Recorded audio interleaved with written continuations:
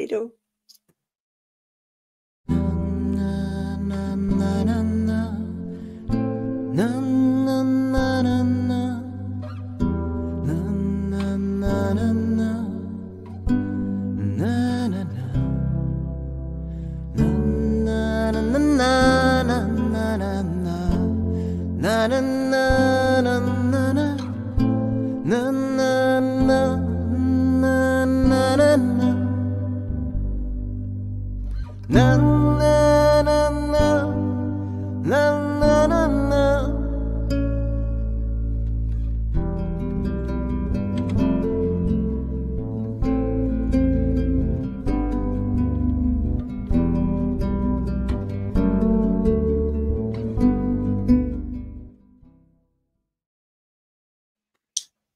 Ja, hej och välkomna tillbaka till kanalen återigen. Ikväll så har vi ett program om nikotin och lite häftig forskning som har kommit fram. Jag har med mig min kompis Marie Jakobsson som har varit schysst och textat de här klippen som vi ska se. Vad känner du till om nikotin? Ja, det här var ju en helt ny erfarenhet av mig. För mig heter det. Så att jag tycker det är helt fascinerande. Ja. Det är ju liksom en universal medicin, känns det som.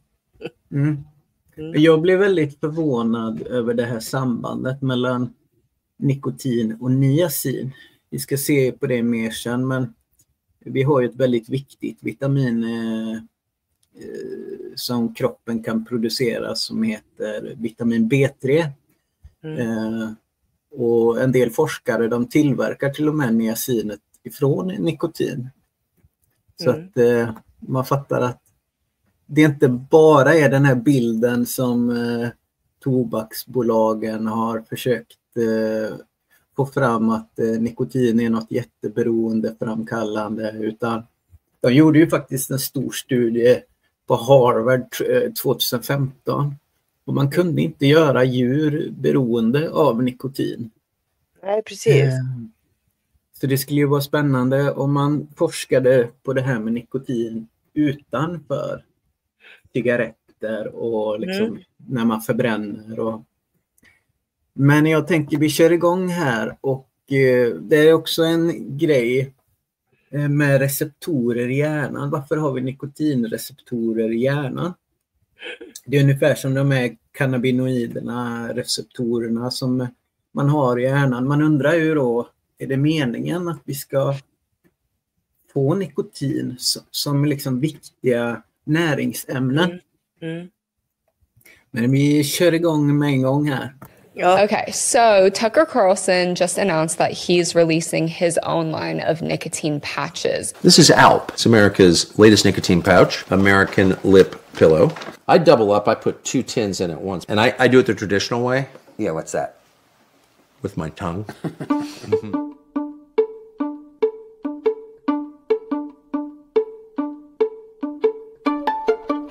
In your opinion, are there any other benefits to nicotine patches besides, weaning you off of nicotine? Great question. And nicotine is one of those supplements, I'm going to call it that way, in which it's got a enormously bad reputation. Simply because traditional way of taking in nicotine is either through general tobacco products like chew or smoking. And there's so many other compounds when you ingest or take in nicotine that way that it's hard to understand what the pros or the cons are when it comes to nicotine in itself.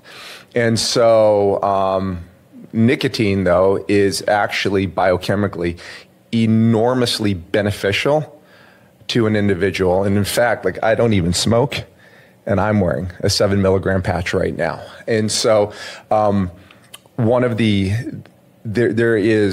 there's old research, back from the 1980s into the early 1990s, even before you were born, in which they were starting to talk about the benefits of nicotine But there was a lot of confusion in that research because that's when the nicotine patches were starting to really become popular, and the nicotine there is just pure.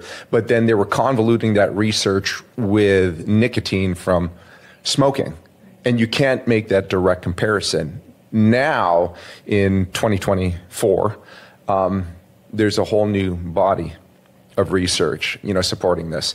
And it's interesting, you may not know it, but your body actually has nicotinic acid receptors in your body. So your body is actually prepared and more than willing to accept nicotine into the system. And one of the biggest examples for this is in the neuro area.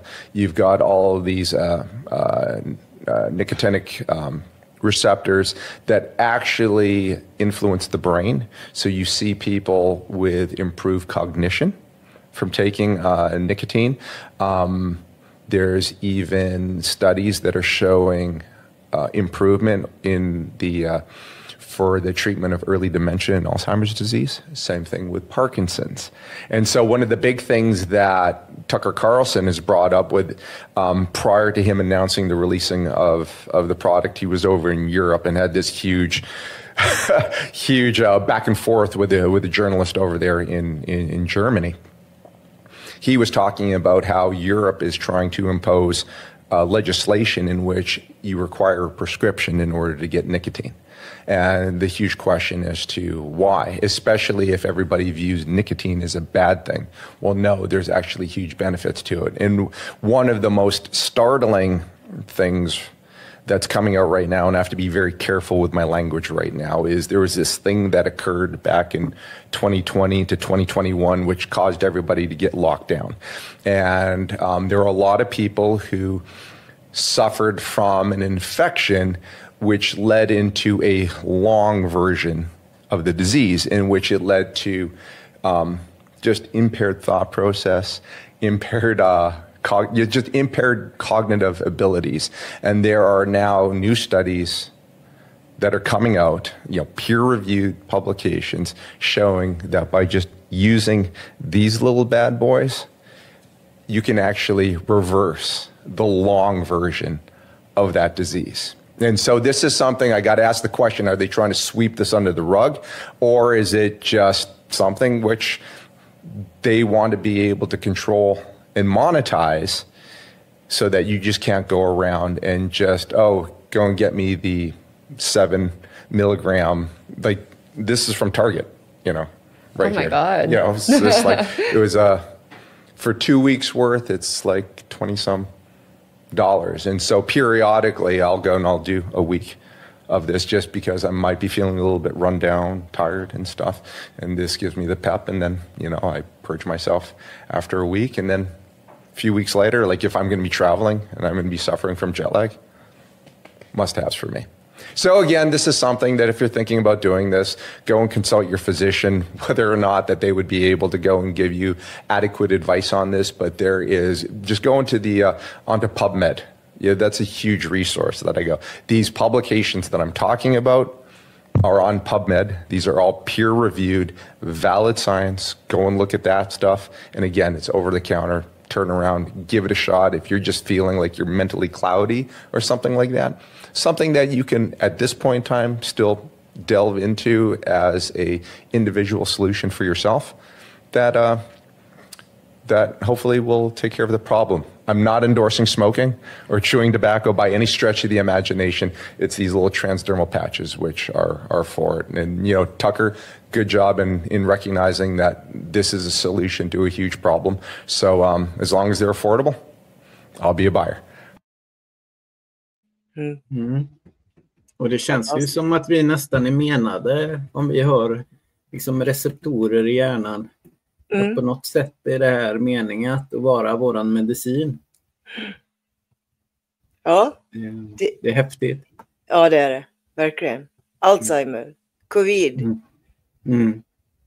Alltså, det är magiskt. Minnes, memory learning och såna här grejer. Men vi kommer stöta på det här många klipp.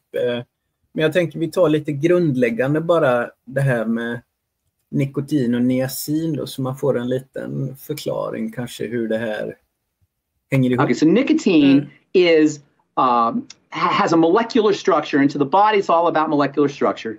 It has a molecular structure that's very, very similar, almost exact actually, to what is arguably, and it's hard to say what the most important vitamin is, but an argument could be made that the most important vitamin in the body is vitamin B3, and that's niacin, also known as nicotinic acid. Chemical structure of nicotine and nicotinic acid are very similar. And nicotine, the reason I say nicotine or vitamin B3, niacin, niacinamide, nicotine, nicotinic acid, it's got various names. The reason I say arguably the most important vitamin in the body, because it's the only vitamin, which by definition, vitamins are something the body can't make. Vitamin B3 is the only vitamin that the body will make under deficiency states. That's how important vitamin B3 deficiency is. Dr. Abram Hoffer, who was known as the father of orthomolecular medicine, that is nutritional supplementation, used to use niacin to treat schizophrenia and mental health issues. Deficiencies in niacin are associated with skin problems, digestive problems. Dementia is one of the signs of niacin deficiency states, and mental health issues, as well as ultimately your demise. Niacin deficiency will ultimately kill you. The disease caused by niacin deficiency, by the way, is called pellagra. And while pellagra is an official disease, there are subclinical states of pellagra. That is, they're not bad enough to force you to go to the hospital or go to the doctor or check yourself in somehow, but you may start dealing with mild states like diarrhea, cognitive impairment, rashes, dry skin, wrinkles. All of these can be signs of a subclinical vitamin B3 deficiency. Now, nicotine itself, while it's similar to vitamin B3, also plays another very important role in the nervous system, and that is via what's called the parasympathetic nervous system, the rest and digest nervous system, which uses primarily a neurotransmitter called acetylcholine, which you may have heard of. Acetylcholine is a very important neurotransmitter for the digestive system, for learning, for skin health, for relaxation. But it turns out that nicotine can actually activate some of the acetylcholine receptors. And this gives nicotine, above and beyond its similarity or analogous benefits to vitamin B3, this gives nicotine even extra potential health benefits. And now nicotine is being studied for its immune modulating effects via its ability to activate this nicotine receptor. And this is why Dr. Artis' work is so exciting. Nicotine is now being used experimentally or researched to help quiet inflammation, quench inflammation down, to activate the immune system, and to suppress abnormal activity of the immune system. Nicotine is being explored for its anti-inflammatory benefits. It's being used experimentally anyway, to treat things like rheumatoid arthritis and other autoimmune diseases. So nicotine, above and beyond its ability to mimic or analogize vitamin B3, nicotinic acid or nicotinamide, it has secondary effects on the nervous system itself by being able to activate this cholinergic or acetylcholine nervous system. Okay, this is fascinating. Det är fascinerande. Och jag har en liten kort video bara som för de som är lite så här biokemiskt lagda, hur molekylstrukturen ser ut, niacin kontra nikotin. Now, I started to say nicotine, and here's why I started to say that. Here's how that researcher created his niacin. He took this molecule. If there are biochemists out there, some of you may recognize that as nicotine. So this is the niacin. This is common to niacin and nicotine. All he did was oxidate this, and ended up with two oxygen molecules on a carbon there. So he took that ring off. In other words, right there. So this is niacin, and again, he made it from nicotine. So an interesting thought about some of the reasons why nicotine may have such an impact that it does. Man utrotade ju en folksjukdomen pellagra som var vanligt förr när man förstod det här med niacinets värde och hur man kunde avhjälpa folk liksom. Ja. Men vi kör vidare. Är nikotinet av godo, kan man ju fråga sig.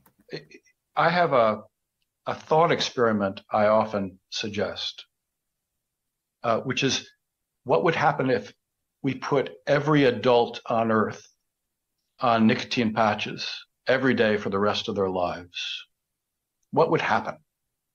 Well, I can tell you right away, smoking rates would drop. Nicotine increases focus, attention, and memory, and improves. It's a performance-enhancing drug.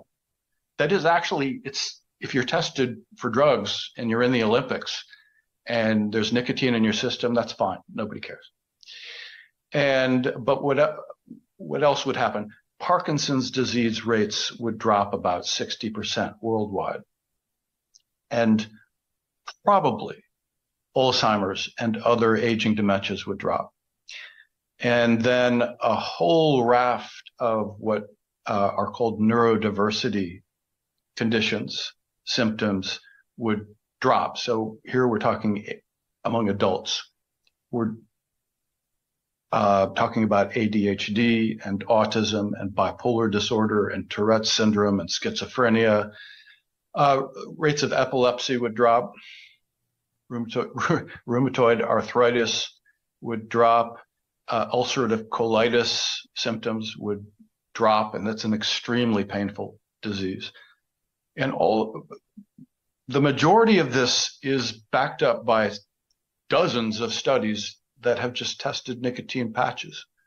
I often wonder why the pharmaceutical industry doesn't take its nicotine replacement therapies like patches, nicotine gum, and get them approved for other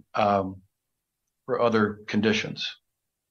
And I think part of it's just that nicotine can't be patented. You really can't make a lot of money on it. But I think the other thing is that nicotine is so demonized, they just don't want to go there. It appears to me that the very people that demonized cannabis, now not the same people, but the same trajectory, the same people who demonized alcohol, then demonized cannabis, then demonized psilocybin, that now have flipped on both of those drugs and are very much behind recreational use of cannabis and maybe even psilocybin, are the ones that are actually demonizing nicotine. Do I have that right? Yeah, I think that's a puzzle to a lot of us.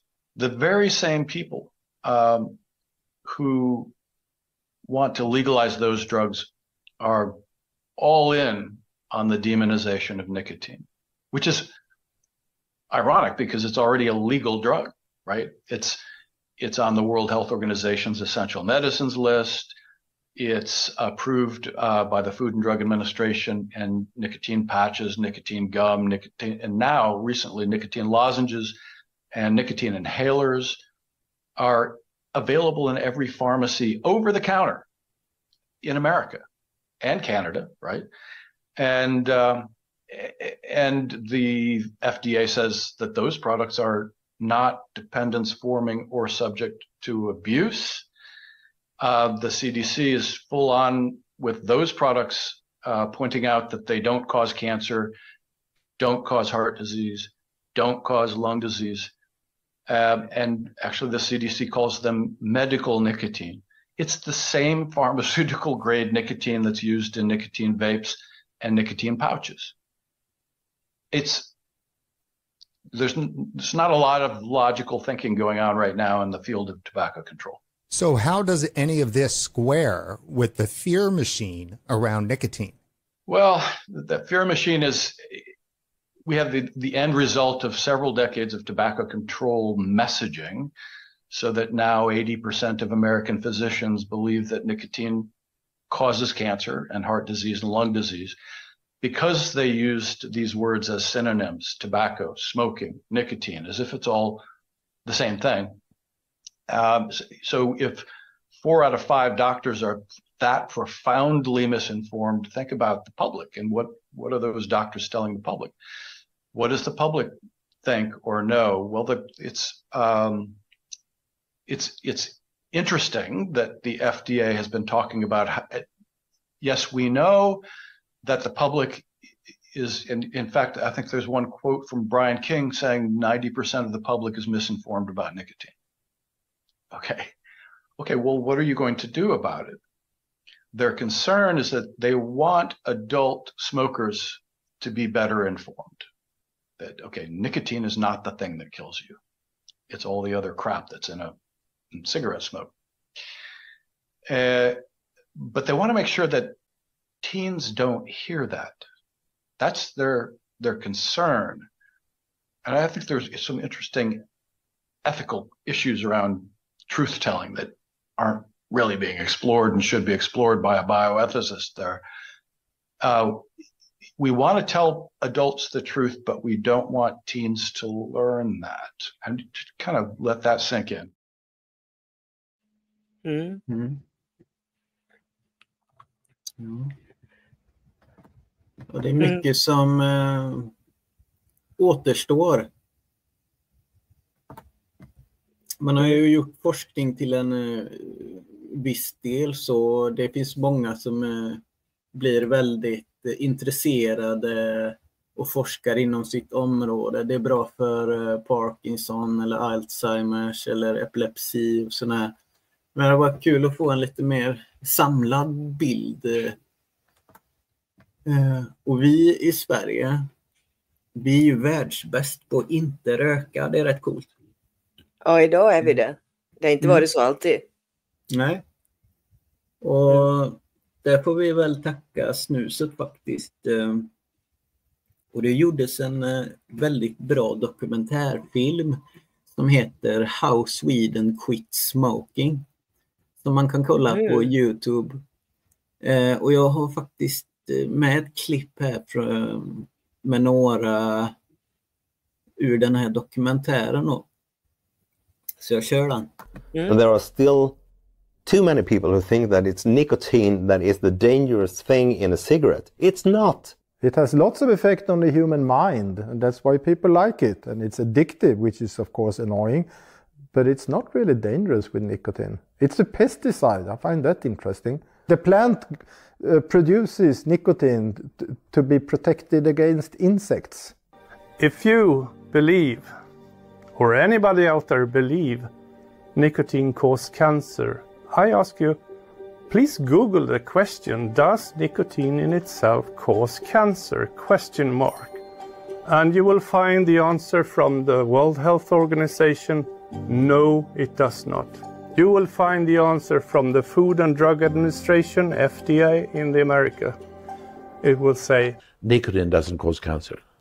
So nicotine is probably even good for some people, but the smoke definitely is dangerous. It causes lung disease, it ages the skin, that's very apparent. You look older after a while, using cigarettes on a regular basis, and somehow that also links to increased risk for cardiac and cardiovascular disease. The other products, I mean, being the e-cigarettes or the heat-not-burn or snus or tobacco pouches, are much less harmful because you don't get all the tar that you would get from cigarettes. If the rest of European Union were to use snus and nicotine in the same way as Sweden, there are 255,000 per year fewer that would die in the European Union. I mean, it's a lot of people. You know? It's 10 million people during those 3 decades.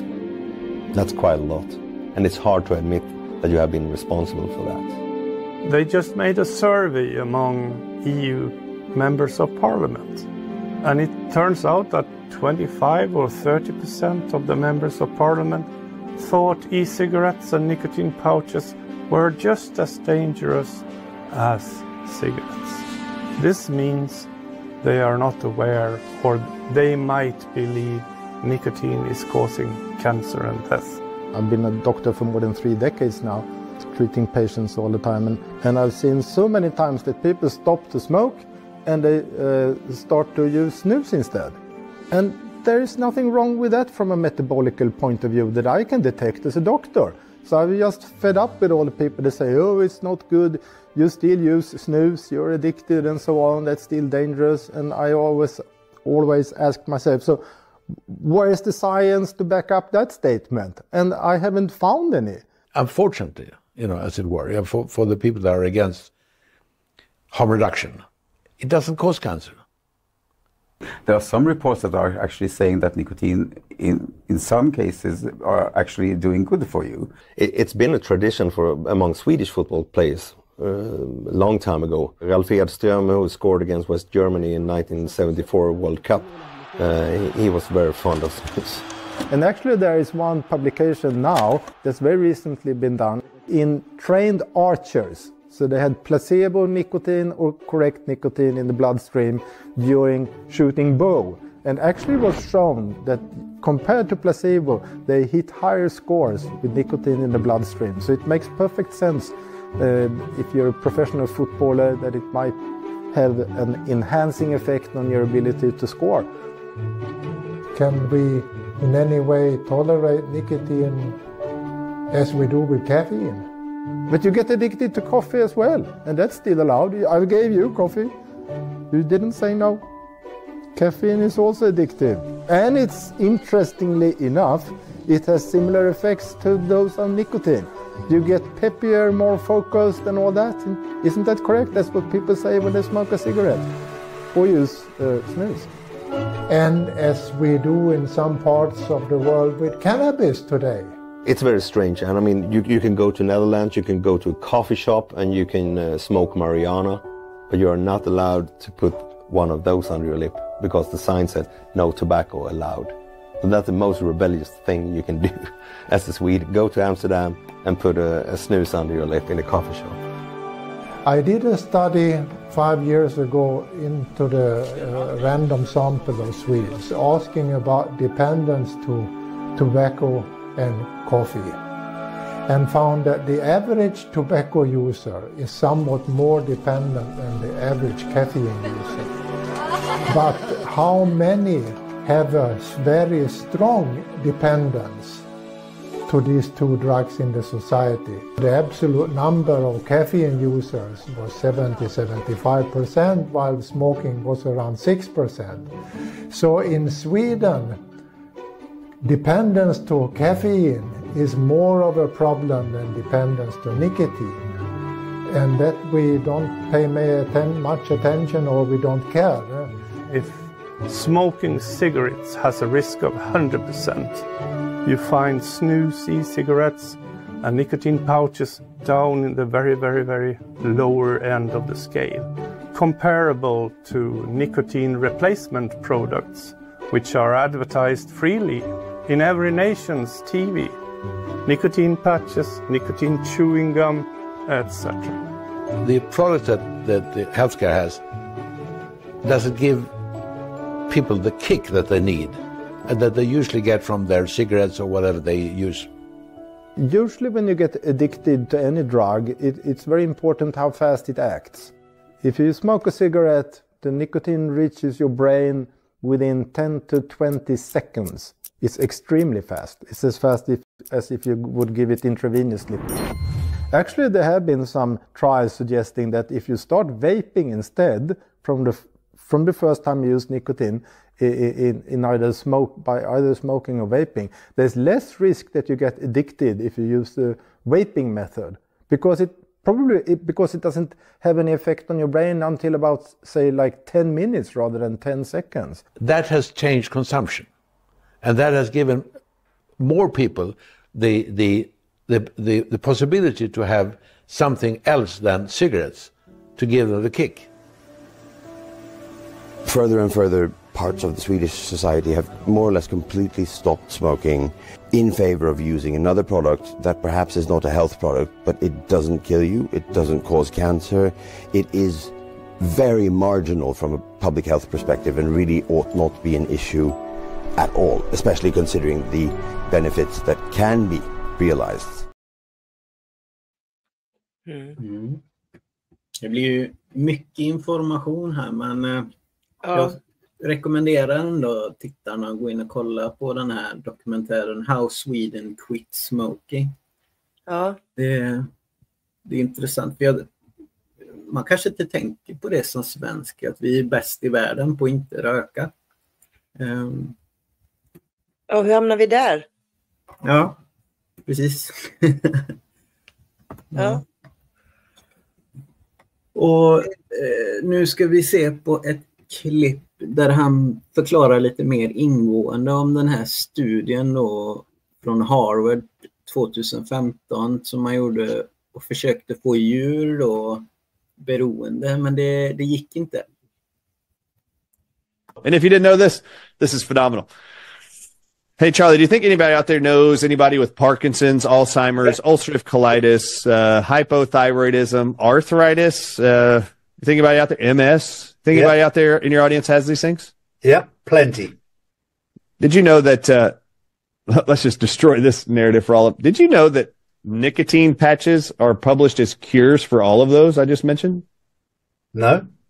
What about autism? Do you know anybody in the world that has autism or autistic adults now? Did you know they have studies that nicotine patches can reverse the aggressive nature and antisocial behavior of an autistic kid in 7 days? Really?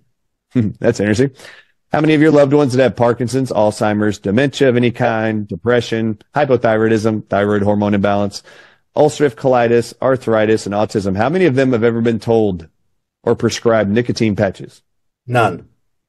Nicotine is not addictive. And Harvard University proved it in 2015. And when they figured out they couldn't make any animals addicted to nicotine when they've been told their whole life that nicotine's addictive, they did FOIA requests with the FDA, and the FDA sent them all R&D, research and development papers for the tobacco giants since 1970. Guess what Harvard found in those papers? That the tobacco industry knew from the 1970s that nicotine wasn't addictive and that their products were not addictive. So they hired marketing consultants and chemists to come involved, told them, if you will just add pyrazines, a man-made chemical, to the tobacco product, anything a human consumes will be addicted. Correct. Or addictive. So pyrazines, there's currently right now the FDA allows 13 different pyrazines in every tobacco product, but they still don't tell you pyrazines make it addictive. They only tell you nicotine does, but nicotine doesn't do it. Nicotine has never been addictive. And for anybody out there wondering, if I try these nicotine patches to help me, is it going to work? Am I going to get addicted to it? No, you won't. Not a single human's ever been addicted to nicotine patches. Ever, never, ever, ever, ever. In fact, in this study that I mentioned from January 2023, the authors actually made a note to this. They said, we know that most of the world believes that nicotine's addictive. We have found not a single one of our patients in this study ever had the dependency for nicotine patches after they stopped. They never once thought they needed it, wanted to take it, had night sweats, had withdrawal symptoms of any kind, and they said, this is not to be expected.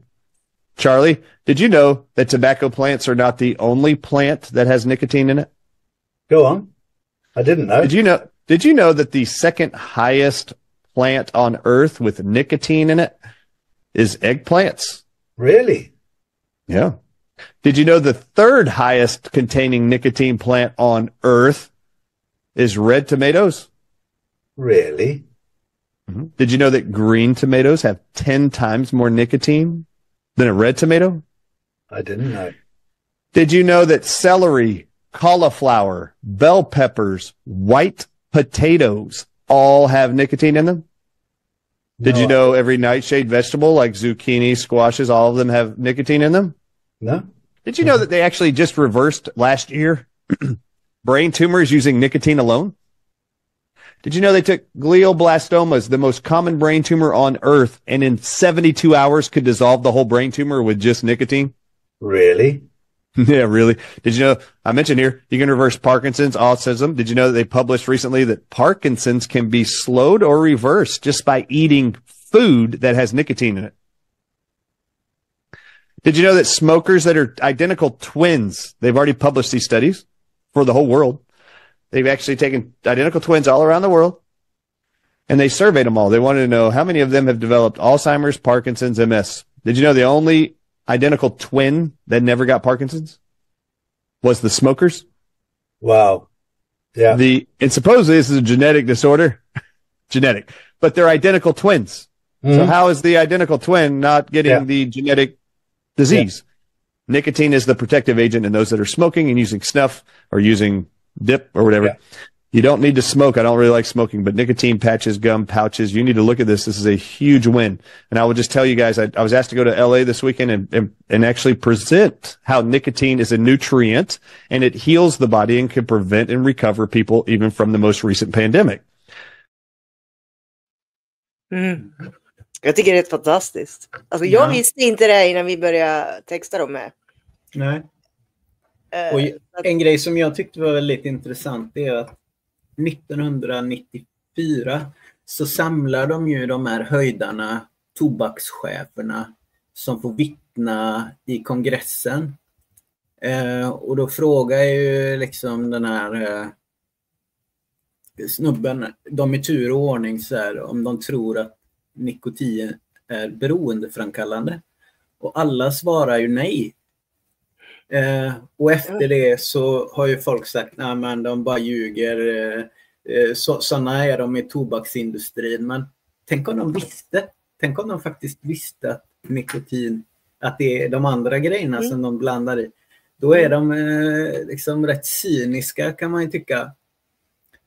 Men jag har det klippet också här från kongressen 94. Let me ask you first, and I'd like to just go down the row, whether each of you believes that nicotine is not addictive. I heard virtually all of you touch on it, and just yes or no. Do you believe nicotine is not addictive? I believe nicotine is not addictive, yes. Mr. Johnston. Congressman, cigarettes and nicotine clearly do not meet the classic definitions of addiction. There is no intoxication. We'll take that as a no, and again, time is short. If you could just... I think each of you believe nicotine is not addictive. We just would like to have this for the record. I don't believe that nicotine or our products are addictive. I believe nicotine is not addictive. I believe that nicotine is not addictive. I believe that nicotine is not addictive. And I too believe that nicotine is not addictive. All right. Dr. Campbell, I assume that you're aware that your testimony, and you said in your testimony that nicotine is not addictive, is contradicted by an overwhelming number of authorities and associations. For example, in 1988, the Surgeon General of the United States wrote an entire report on this topic. The Surgeon General, of course, is the chief health advisor to our government. I assume you have reviewed that report? Yes, I have, sir. All right.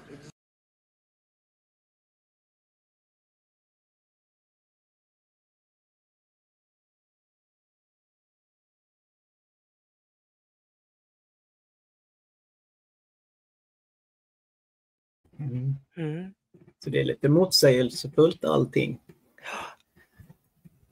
Och alltså jag kan ju förstå att de inte vill att det här ska vara synligt. Nej. Och jag tänker att hålla på och reglera de här nikotinprodukterna, det är ju ett sätt att kanske hjälpa cigarettindustrin. Jag vet inte. De borde ju egentligen förbjuda allt vad rökning heter. För det är just förbränningen som skapar alla de här hundratals med kemiska ämnena som man inte ska blanda i. Men Dr. Ardis, han pratar ju förut också om att det är ju sådana här pyrrusiner då. Som de har blandat i sedan 70-talet som gör att vi blir så fruktansvärt torsk på just cigaretter kombinerat med nikotinet. Och där är också ett klipp lite på vad är pyrrusiner egentligen. Now, let's shed light on a less known but equally harmful component of cigarettes, pyrazines. Pyrazines, you might ask? Yes, pyrazines. These are organic compounds that are commonly found in various foods and beverages, imparting flavors ranging from nutty to bell pepper-like. But what's more intriguing, or rather alarming, is their role in the world of tobacco. Tobacco manufacturers are known to use additives like pyrazines to enhance the appeal of their products, particularly light cigarettes. How so? Well, these compounds help optimize nicotine delivery and dosing. This means they make it easier for the nicotine to reach your brain, boosting the addictive potential of the cigarette. But the role of pyrazines doesn't stop there. They also play a significant role in cueing and learned behavior. This means they can trigger cravings and reinforce smoking habits, making it even harder for smokers to quit.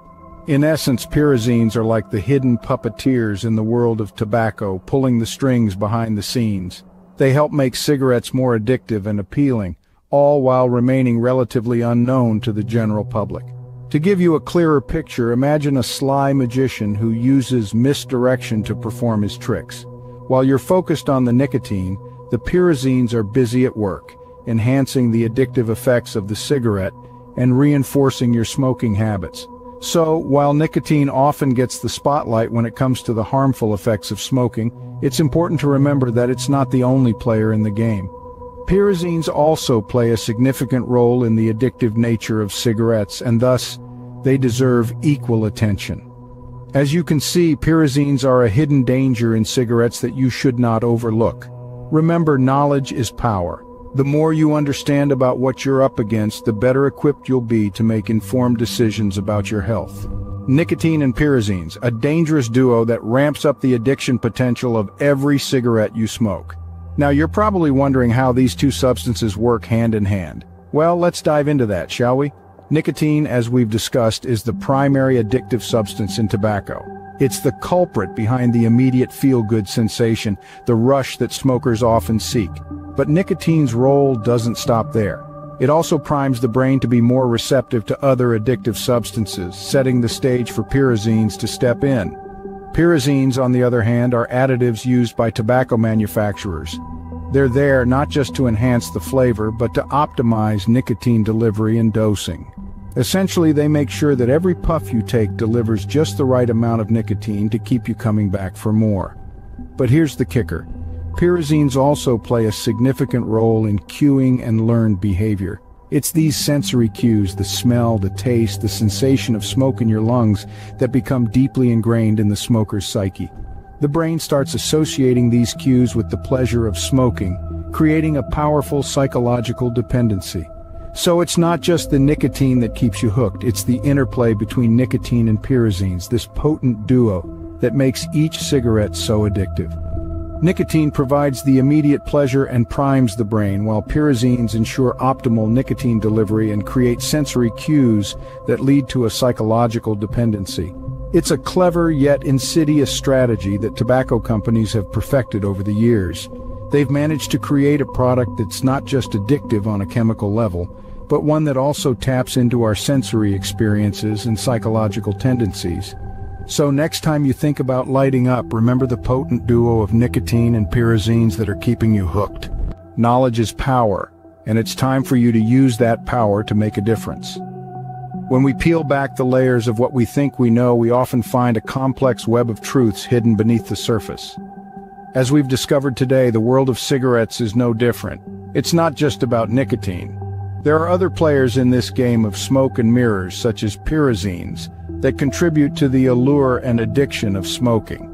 It's important to understand that while we've been led to believe that nicotine is the main villain, it's not acting alone. It's a team effort, with pyrazines playing a significant role in heightening the appeal of light cigarette products and reinforcing addictive behaviors.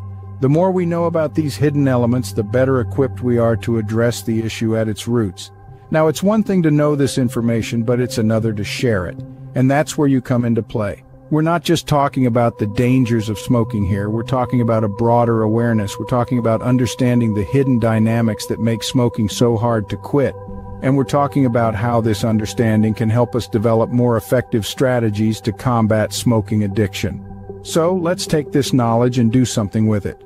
Talk to your friends, your family, your colleagues. Use your social media platforms to spread the word. Start conversations about the often overlooked aspects of smoking addiction, like the role of pyrazines. You never know who might be listening, who might be struggling, and who might find the strength to quit because of what you've shared. Mm. Men han är ju inne på lite mer då att nikotin också är verkligen beroendeframkallande jämfört med de här andra doktorerna så att säga. Men de jobbar väl ihop också. Det är väl som ett hjälpämne. För att som jag har fattat det så att ett naturligt nikotin tar ungefär 10 minuter att gå ut i kroppen. Men i och med de här pyrosinerna då så kickar det igång nikotinet med en gång. Så att ja, det är nog mycket läskiga grejer där som de har blandat i. Ja, men då är vi framme vid den trevligare delen där vi ska titta på vad man faktiskt uträttar med hjälp av nikotin. Så tänkte vi börjar och kika på det här med epilepsi. Eller nej? Nej. Lungsjukdom, och det är ju motsägelsefullt med. Alltså, rökning. Det var väl på 80-talet det stod att det orsakade cancer och grejer, och sedan gjorde man studier så visade att det inte var fallet. Men det är ju fräckt att man faktiskt kan använda nikotin mot lungsjukdomar. Well, it sounds like the exact opposite of what you should do. Use a drug found in cigarette smoke to fight lung disease. But that's just what doctors are doing by testing nicotine against a certain type of hard-to-diagnose lung problem. CBS 2's Dr. Max Gomez tells us how it works. That's right. You know, sarcoidosis is a lung disease that mimics other lung problems, from pneumonia to scar tissue to even lung cancer. So you would think that a nicotine patch normally used to help smokers quit isn't a great idea. Turns out it brings relief to those lung patients. Jose Serra needed a CAT scan after falling on some ice. That's when his doctor noticed a spot on his lung that he was worried could be cancer. The result was that it was no cancer. Good news. The other news was sarcoidosis. It was the final diagnosis. Sarcoidosis is a growth of inflammatory cells, most likely triggered by inhaling things like pesticides. Left untreated, it can cause severe lung damage and even death. Unlike most lung diseases, the main symptom isn't shortness of breath, but crippling fatigue. Jose says he was drinking 3 energy drinks just to make it through the day. His doctor prescribed a steroid, but the side effects were harsher than the disease itself. We can't use them for very long before these side effects occur, and they can be very severe, such as the development of diabetes or high blood pressure and complications relating to those, osteoporosis, cataracts, etc. Instead, Dr. Elliot Krauser at the Ohio State University Wexner Medical Center decided to test something that sounds counterintuitive: use nicotine patches, normally used to help people quit smoking, as a treatment for a lung disease, sarcoidosis. We're hoping that people will actually get a secondary benefit. Not only will their lung disease get better, but they'll also feel more energized and be able to get up and go. Results from the initial clinical trial were promising, so Dr. Krauser is now doing a larger randomized trial, exploring if nicotine patches can be a long-term solution to not only help patients feel better, but reverse the progression of the disease. Now, it's not entirely clear how nicotine works, but we now know that nicotine is an anti-inflammatory drug without the side effect of steroids. We also know that nicotine is a stimulant, causing adrenaline to be released in the body, which may account for its fatigue-fighting effects. But you don't want to use that unless you need it in sarcoidosis, because it is highly addictive. Of course. Dr. Max, thanks. It's highly addictive. Ja. Alltså det är som att de måste säga det fort man pratar om nikotin. Liksom. Precis.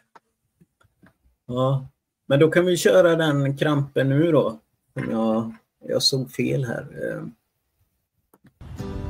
I like to play anything on the park. I like to run, I like to play, I'd like to go on the slide or go on the swing. We started noticing them when she was about 2, but they weren't convulsions, so we weren't really sure what they were. She only would seize at night, and she would have between 10 and 25 visible seizures. That's not including all the subclinical seizures that she was having also.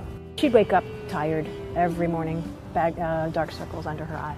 We do not know exactly why it is exclusively happening during sleep, but generally speaking, we think that it has something to do with brain regulation. We went through so much testing. She's had hundreds of hours of EEGs. She's had MRIs, PET scans, SPECT scans. And it was determined that they could not figure that she was having a seizure coming from any one given area. We tried probably 7 different anticonvulsant medications. None of them worked. We tried the ketogenic diet. It didn't work. It was difficult. Her diagnosis was a very, very rare genetic disorder called autosomal dominant nocturnal frontal lobe epilepsy. In abbreviation, we call it ADNFLE. Very rare disease. I had really no experience exactly with the same diagnosis, same situation. I started looking up in the literature, and then I found a paper which is very, very interesting. This was published in one of the epilepsy journal, and it was on adult. The treating physician, after trying every single medication they tried, nicotine patch. And the idea was very similar. Okay, there may be some lack of nicotine function. Maybe we should supply. So we decided we were going to try her on nicotine in the form of the patch, of course. And this had never been done before with a child. We didn't know how much to give her. We had to go through a few try and error, and then finally we decided that maybe smaller size. I gave her actually a 1/16 of a patch, and it worked. And she's been doing that for about 3 months now. So what happened with Karen is that since we started using nicotine patch, number 1, her seizure stopped. Number 2, she could sleep through the night so that she's kind of rested and fresh in the morning. 3, actually there's a little bit of residual effect of nicotine helping with her memory. No kid wants to wake up in the early morning when you say it's time for school, but she'll say, I'm tired, and then she'll just get up and get dressed and she's fine, and I don't see the dark circles anymore. And she makes it all the way to bedtime and beyond without a nap, so I know that it's working. When people with epilepsy come to us, we try to find the cause of epilepsy and try to come up with a solution that really distinguishes us from everybody else, every other centers in the state or in the country. And there are truly very few centers that has every components that we have on this campus.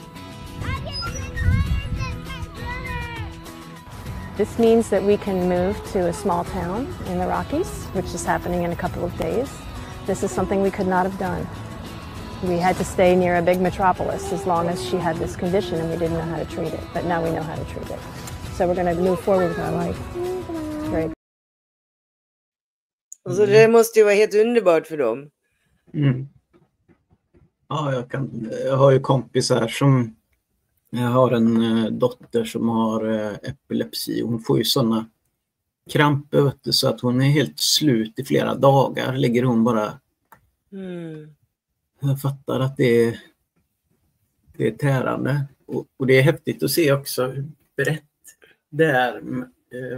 Många olika typer av sjukdomar man kan hjälpa med nikotin. Mm. Det är helt magiskt. Det känns som en universal.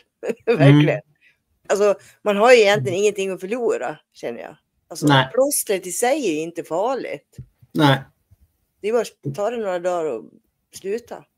Men det känns som de här sjukdomarna som de testar på, det får vara väldigt så här, ovanliga sjukdomar för att de verkligen ska pröva allt som finns. Det känns inte lika vanligt med de här vanliga som det finns läkemedel till på samma sätt. Nej. Så har vi tics. Det är ju intressant också. De är också en dotter. A deep dive into the peer-reviewed scientific literature shows that nicotine outside of cigarettes can have positive effects on depression, high blood pressure, brain function, obesity, Parkinson's, and a variety of other issues, including Tourette's syndrome, which affects up to 10% of children. My daughter was diagnosed with Tourette's syndrome when she was 6. To watch our child having these uncontrollable tics, it's painful to watch.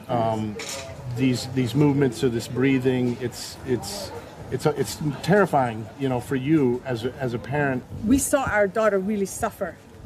She suffered. She would scratch herself bloody, and she just couldn't stop, and she would cry because it hurt.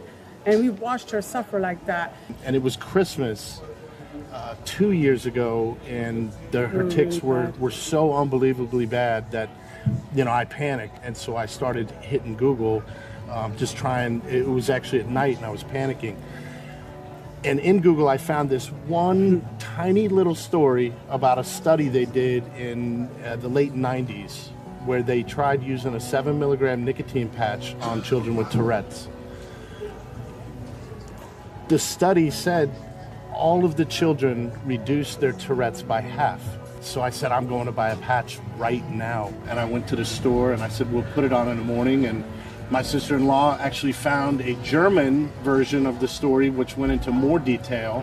And they said, use the patch at night. I had a choice to make, to watch her suffer like this, or to put a little patch on her. So we put on the patch, and the next morning, there were no tics. It was almost that instantaneous. When a child realizes that other people notice their tics and watch them, and now they're aware that their classmates are watching, and this nicotine patch, I mean, in 24 hours, markedly different. And then over time, as they got less and less, nobody noticed in class anymore. Nobody asked, why do you keep making these noises that are bothering everybody? Yeah, she completely came out of her shell.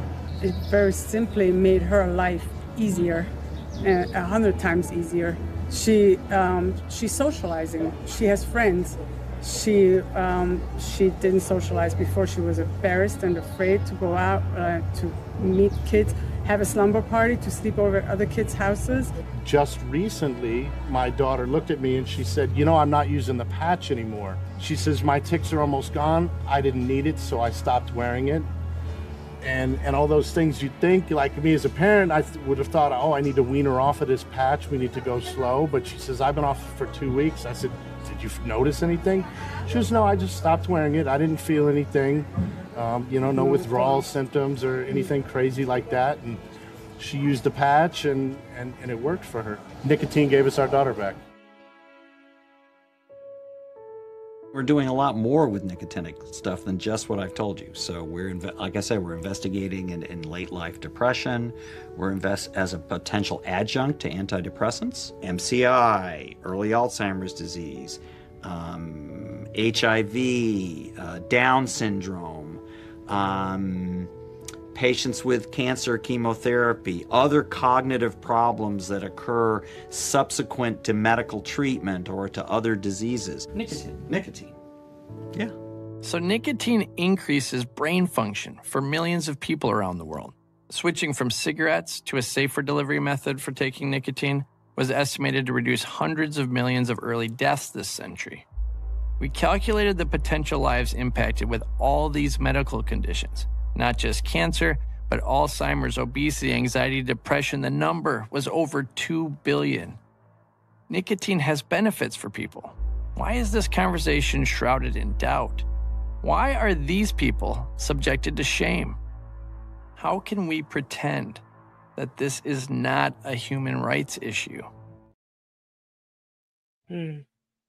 Alltså jag blir så rörd över den där, alltså fantastiskt.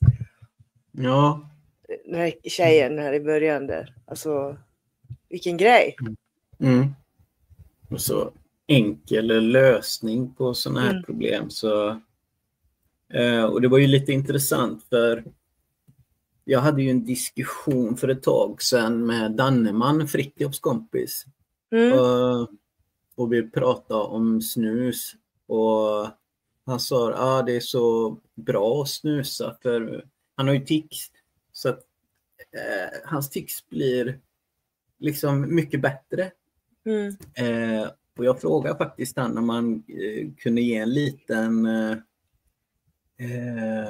förklaring inför det här klippet då. Så han gav mig en liten kort video.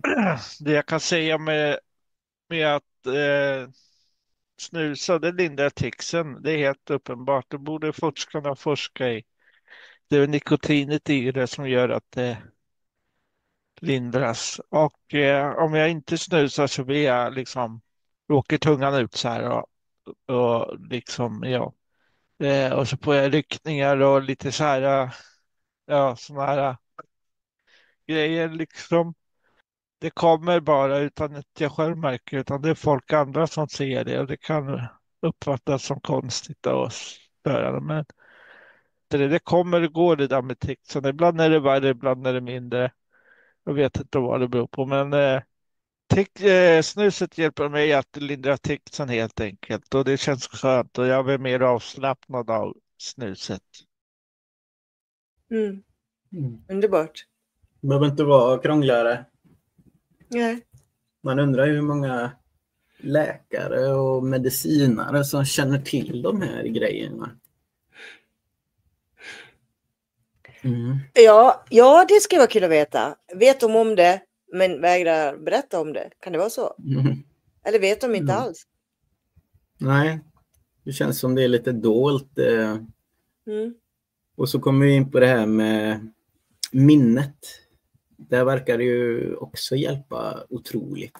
Helping your brain with a patch on the Health Watch. A new study is getting underway to determine if a patch used to help people stop smoking may also improve memory. Health reporter Stephanie Stahl joins us now with more on the research. Sounds pretty intriguing, doesn't it, guys? You know, there is currently no FDA-approved medication to treat memory loss, which often happens as people age. And while there's a lot of research underway looking for new therapies, one treatment might be something already being used to treat a dangerous addiction. More than 8 million Americans have mild cognitive impairment, a condition that affects memory and other thinking skills. It's often a precursor to Alzheimer's disease.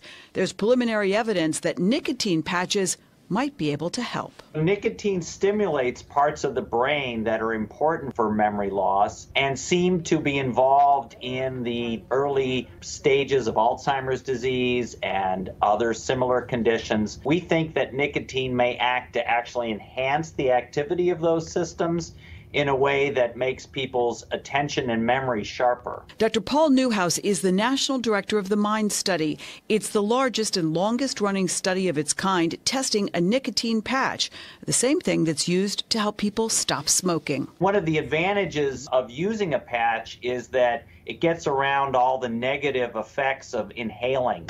So there's no addiction liability, there's none of the lung damage that we see with smoking or vaping. A preliminary study with 74 patients using a patch showed improvements. We found that nicotine enhanced memory and attention functioning in those patients with no significant or serious side effects. And we were able to convince the NIH that this was really worth testing in a much larger sample in a national study.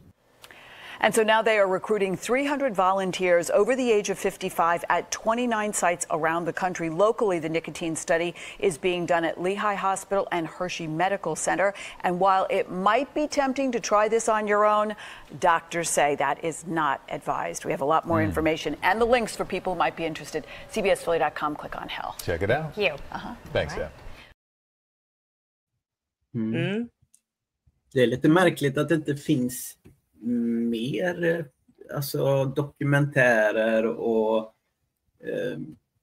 forskning om de här grejerna. Man hittar lite klipp utspritt så här och där, men jag har hittat en dokumentär som finns på Rumble. Den heter någonting med nikotin. Den var väldigt intressant faktiskt. Kommer inte ihåg vad den heter exakt nu, men det var minnesförlust det här gällde och då har vi ju Alzheimers och Parkinson som vi kan kika på här. It is widely known that smoking cigarettes increases your chances of lung cancer, heart disease, and early death. And by now, most of us know that nicotine is the culprit that leads to the addiction to cigarettes. But here's what you may not know. As Ursula Perry reports, there's growing evidence that nicotine may actually have some surprising benefits. When Reese Dean started to experience changes in his mood, he never thought it would lead to a diagnosis of mild cognitive decline, the early stages of dementia. He's very irritable and explosive almost at times. Then his wife saw a flyer for the MIND study, which stands for Memory Improvement Through Nicotine Dosing. What nicotine does is it imitates the action of a normally occurring chemical in the brain that's important for signaling. It's called acetylcholine. Acetylcholine is important for learning, memory, and attention. And nicotine can help imitate the actions of acetylcholine when it's being degraded by Alzheimer's disease. Dr. Newhouse treated 74 patients and with the skin patch version of nicotine on a daily basis for 6 months. He saw improvements in attention and memory.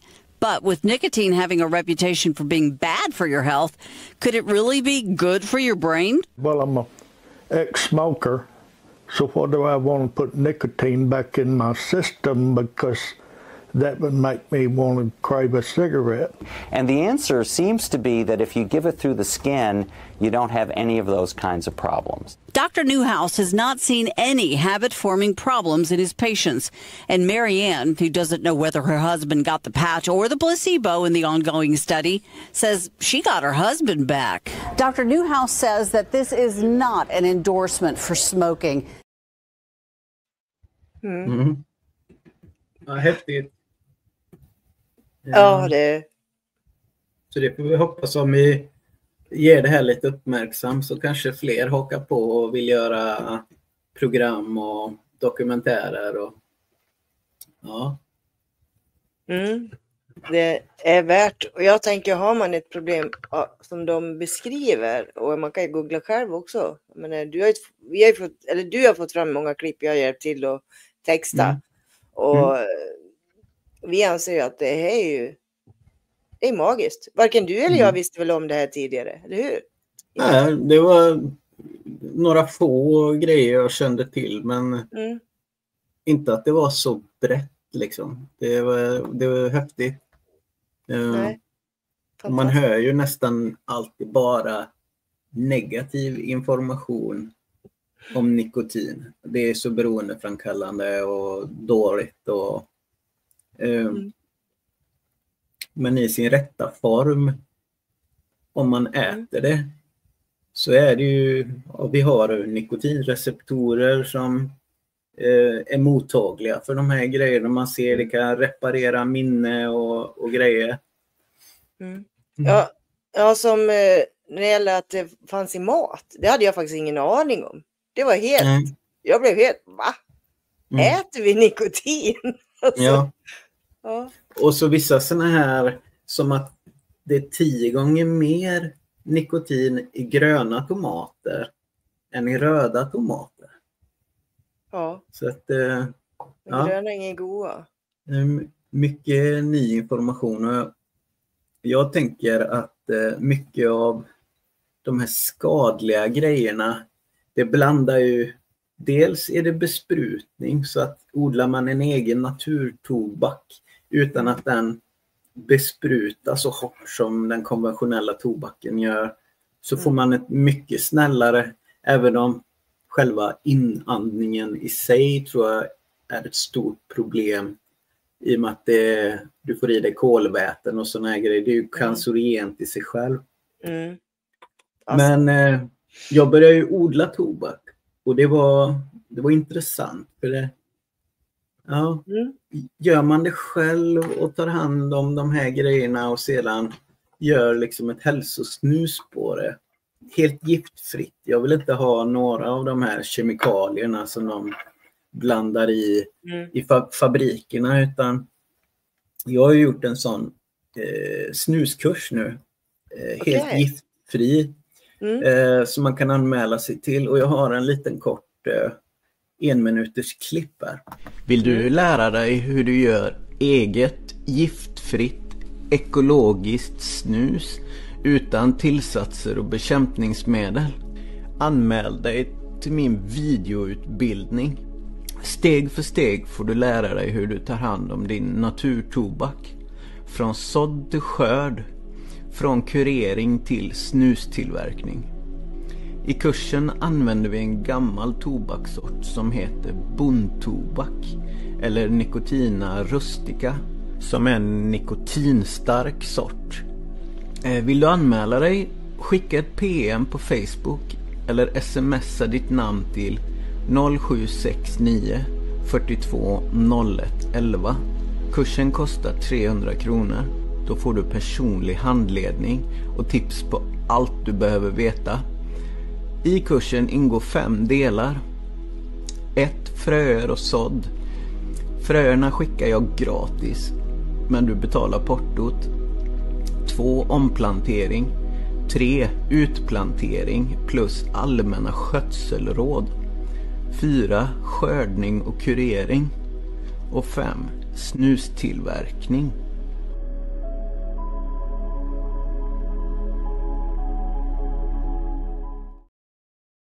Fantastiskt. Ja. Det är bra, absolut. bra verkligen. Ja.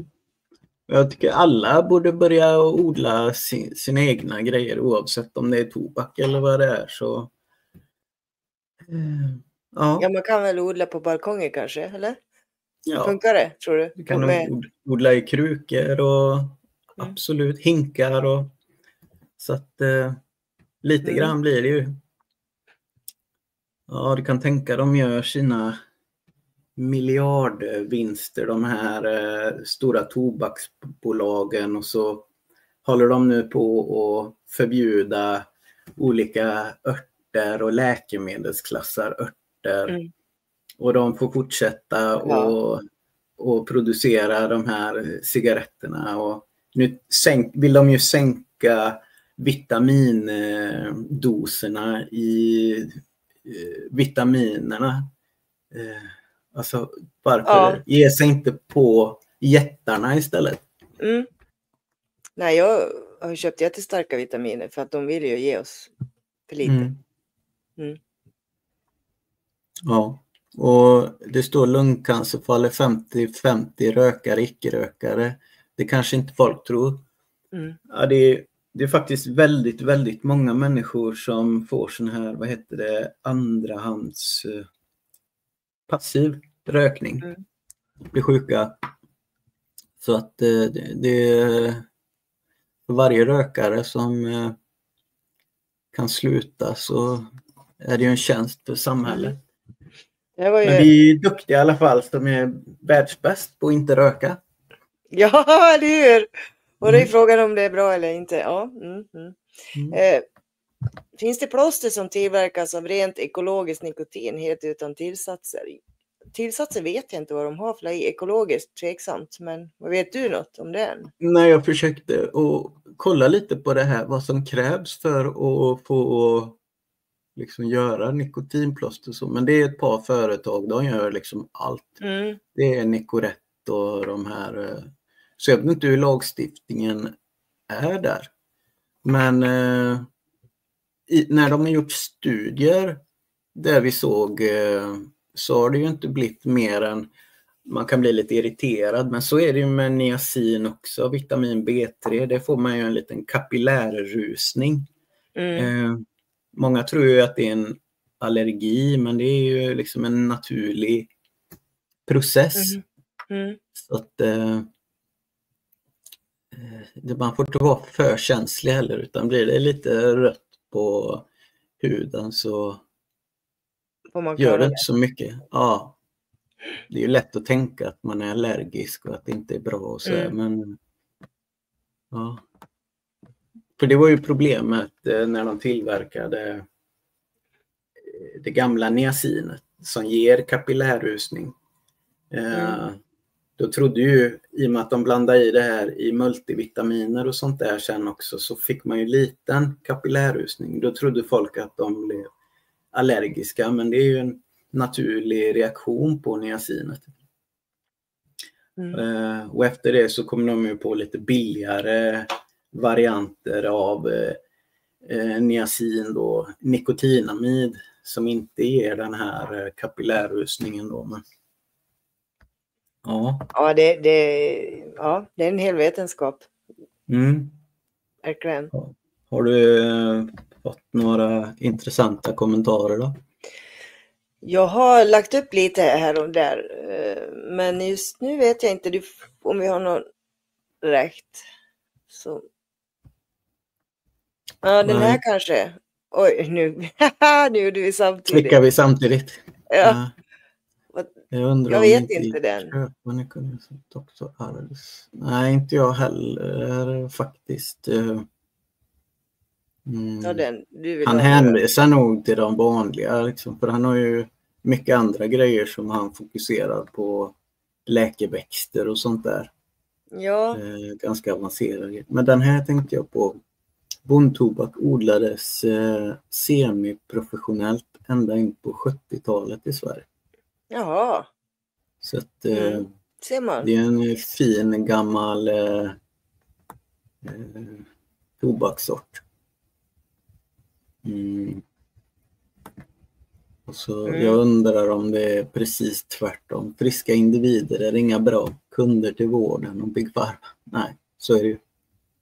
Precis, och det är väl därför de vill dölja det också. Och jag tycker ju såna här, tänk om staten hade delat ut nikotinplåster gratis till hela befolkningen. Varför då? Där har de ju verkligen någonting de skulle kunna göra för att förebygga hälsan liksom. Men de vill ju inte det. Vi ska ju vara sjuka, Linus. Ja. Annars tjänar de inga pengar. Men jag bara tänker hur dyrt kan ett plåster vara om man nu gör en sån satsning och försöka få. Ja, precis. Nu är vi ju redan bäst i världen i Sverige på att inte röka, men men ja. Lite kul tanke. Jag tycker att det här är verkligen jätteintressant och jag hoppas att folk tar sig tid att studera om man har något av de här problemen som nikotinet säger sig kunna hjälpa. Alltså du har inte mycket att förlora. Det kostar inte jättemycket att köpa ett paket med nikotinplåster. Testa. Och jag menar, kolla fler. Det finns mycket där ute att leta på och lyssna. Och du blir ju inte gravid. Du får inte hjärtinfarkt. Alltså, mig veteligen är den enda biverkningen jag har hört att man kan bli lite röd flammig på huden. Och det tror jag är en naturlig reaktion liksom till medicin, kapillärrusningen. Ja. Ja, men fantastiskt intressant, kul att vi gjorde det här, tycker jag. Ja, jag med. Jag är jätteglad att få vara delaktig och hjälpt till att få fram texten på. Och du har ju satt upp, det är det enda jag har gjort. Du har ju verkligen ställt i ordning vilken ordning vi skulle köra och så vidare. Ja.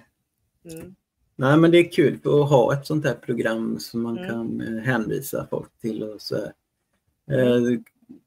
Kanske man blir nyfiken och om man har någon av de här symptomen och vågar testa en väldigt snäll vad ska man kalla det? Behandling eller det beror på hur man ser på nikotin. Jag ser det ju som ett näringsämne. I början såg det ju som ett kosttillskott. Ja. Ja, det är jag med. Nu mer. Men det var det riktigt, riktigt lärorikt. Så att jag hoppas att ni lär er också. Alltså att ni tycker det är intressant. För att, Yes. Tack så mycket, Linus. Tack alla Tack för ikväll. Ja. Tack alla som har kommenterat. Och åk och köp nikotinplåster helt enkelt. Och gå med i Linus om ni snusar. Gå med i Linus snusskola. Giftfri, ekologisk, egenodlad snus. Det är fina grejer.